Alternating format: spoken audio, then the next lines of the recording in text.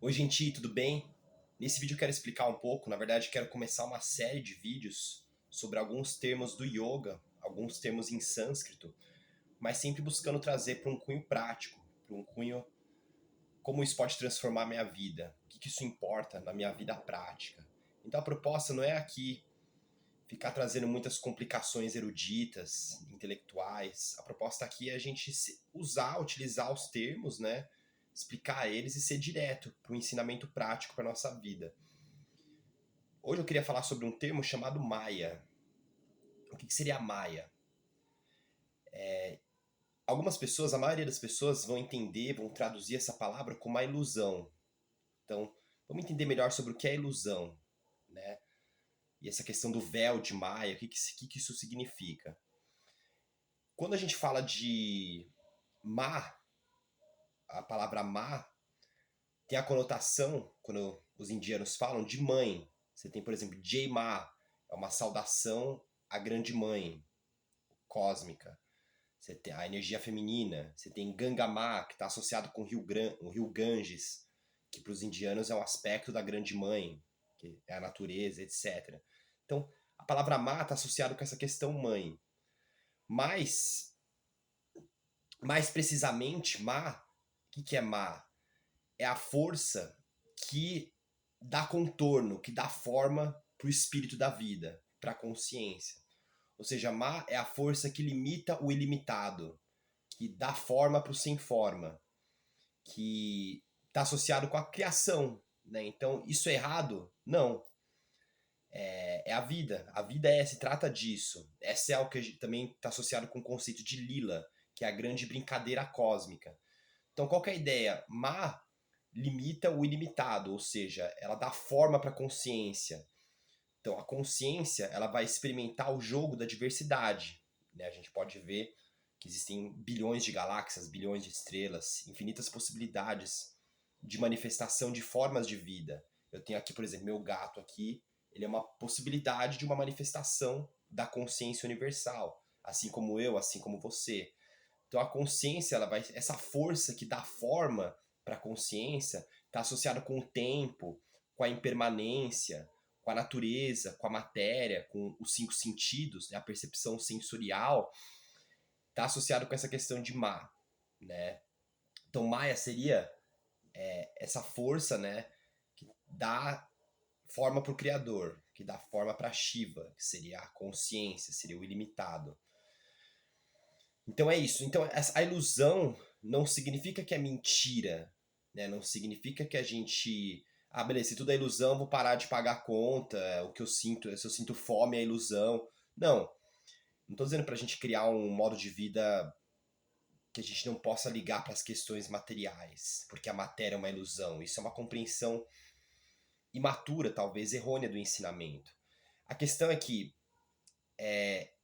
essa naturalmente a consciência vai se identificar com a matéria. Ou seja, como se a consciência ficasse, entre aspas, prisioneira do próprio jogo que ela cria. Ou seja, a consciência vai se identificar com a forma. E a forma vai ser regida por leis específicas. Né? A gente tem a questão da sobrevivência do corpo, a gente tem a questão do instinto, o instinto sexual. Isso Freud explica até. Boa parte das nossas ações são movidas pelo impulso sexual, pelo instinto sexual. Né? Uma força primária, essa força criativa, está associado com a grande mãe, essa força de perpetuação da forma, né? E também está associado com essa força de manutenção da forma, né? A forma busca se preservar por um certo tempo, mas inevitavelmente tudo é impermanente, então a forma é um processo passageiro, né? Tudo acaba de alguma forma. E você pode pensar não só na forma física, mas a consciência também se identifica com formas pensamento. Então a gente cria uma identidade, né, que a gente se identifica com um povo, com uma história, com memórias, com pensamentos. Pensamentos também são formas de vida. Né? Consegue perceber isso? Talvez formas mais sutis, mas também são formas.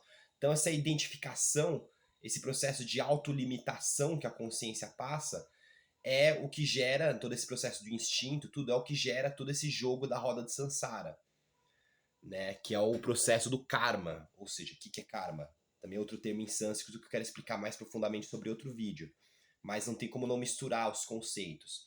Karma seria esse jogo da ação e reação, ou seja, aquilo que eu realizo, né, a energia que eu emano através de palavras, ações, pensamentos, vão retornar para mim de alguma forma, em algum momento do espaço-tempo. Aí, enfim, no yoga eles trazem o conceito de reencarnação, enfim. E que não adianta a gente tentar enganar o universo. Você pode enganar as pessoas temporariamente, mas como a gente tem o Dharma, né, a lei verdadeira, a lei eterna, nada passa despercebido pelo olho que tudo vê. E tudo aquilo que a gente faz, a gente não consegue esconder nada da vida, né? Vai ter consequência, porque tudo é vibração, tudo é frequência. E a gente tem que levar em consideração também que os nossos 5 sentidos, eles são completamente limitados, né? Por exemplo, um cachorro escuta melhor que a gente. Golfinhos escutam frequências que a gente não consegue escutar com o nosso ouvido, né?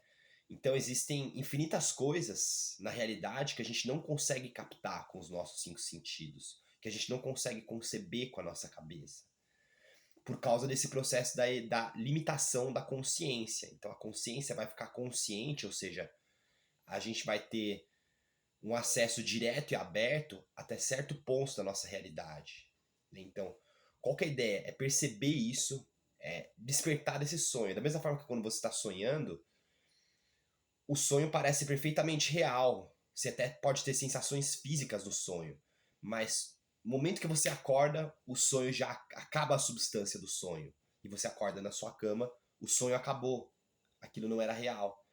Então, podemos dizer assim, o processo de despertar da consciência é mais ou menos isso. É a gente despertar desse sonho que a gente é um corpo, que a gente é essa história, que a gente se identifica, que a gente procria, que a gente, né, de um buscador, né, que está em busca de se completar. Tudo isso vai estar associado com o processo de uma busca por esse despertar. Então, podemos dizer que o mecanismo faz parte dessa brincadeira divina, que é a lila, é o processo do despertar.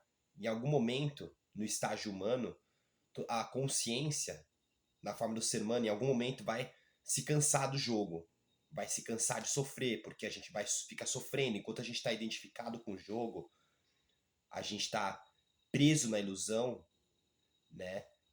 A gente acaba sofrendo. E esse sofrimento que nos leva para o caminho do despertar. Então existe um mecanismo, um desejo profundo da alma de se libertar, de ir além, né? Isso que faz com que a gente não se acomode, né? Que é o processo do desejo. Então esse processo da busca por se movimentar em direção à liberação está intimamente associado com o processo do desejo, que eu gostaria de comentar em outro vídeo, tá?